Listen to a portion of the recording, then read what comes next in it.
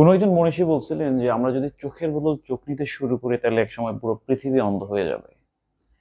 সাবেক শিল্পমন্ত্রী নুরুল মজিদ হুমায়ুন উনি মারা গেছেন। মারা যাওয়ার 6 ঘন্টা পর পর্যন্ত তার হাতে হাতকড়া পরানো ছিল। তিনি মরে পড়ে আছে, হাতে হাতকড়া, পাশে আনসাররা গল্প করতেছে। এই একটা পরিস্থিতি। একজন মানুষ যখন মারা যায় তার আসলে সে চোর হোক, ডাকাত হোক, যত খারাপ মানুষ হোক, তার ফয়সালা আল্লাহর হাতে।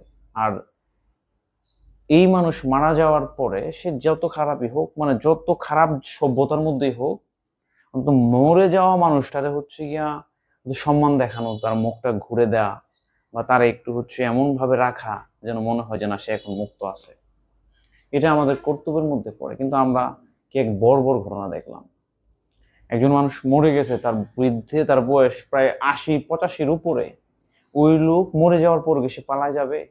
বা তার মরার আগের কথা যদি আমরা চিন্তা করি, যে মরে যাওয়ার 6 ঘন্টা পর্যন্ত তার হাত করা, নিচে তার বেডের মধ্যে শিকল দিয়া বাঁধা, মানে কি এক করুণ পরিস্থিতি। এখন আমরা বলতে পারবো, অনেকে বলবে যে শেখ হাসিনার সময় তো এগুলো হয়েছে বা আওয়ামী লীগের সময় হয়েছে। এখন শেখ হাসিনা খারাপ বিদিকে আমরা ভালো হবো না? শেখ হাসিনা খারাপ ছিল, খারাপ করছে বিদায় তো তার পতন হয়েছে। এখন আমরা কি করতেছি এগুলো? উনি যিনি মারা গেছেন, মজিদ আহমেদ, উনি গিয়া আমাদের নরসিংদীর মানুষ। নরসিংদীতে ক্লিন ইমেজের পলিটিক্স করছে এরকম 2জন ব্যক্তির নাম বলে ওনার নাম আসবে 1 নম্বরে।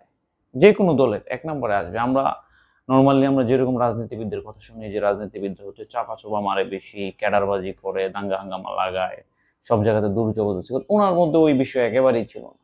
আমি নরসিংদীতে থাকতেই, আমি নরসিংদীর মানুষ, আমি মোটামুটি জানি ওনার ব্যাপারে।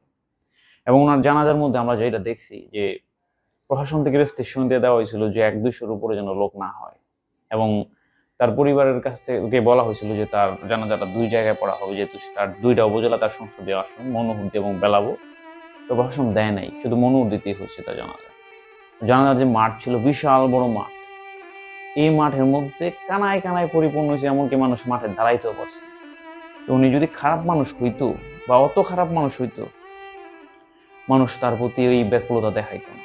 তো এই যে মারা যাওয়ার পর যে দৃশ্য আমরা দেখলাম, এটা রাষ্ট্র হিসেবে বা আমরা, আমাদের রাষ্ট্র কোন দিকে যাচ্ছে, গন্তব্য কোন দিকে যাচ্ছে, এটা বড় বিশাল ভয়াবহ। কেননা শেখ হাসিনা যদি, আওয়ামী লীগ যদি কিছু করে থাকে, আওয়ামী লীগ খারাপ হয়েছে, আমরা এখন ভালো করে ওইটার তাদেরকে অনুতপ্ত করাইতে বাধ্য হব। কিন্তু এখন যদি আরো খারাপ হয় তাহলে ভবিষ্যৎ তো আরো খারাপ হবে।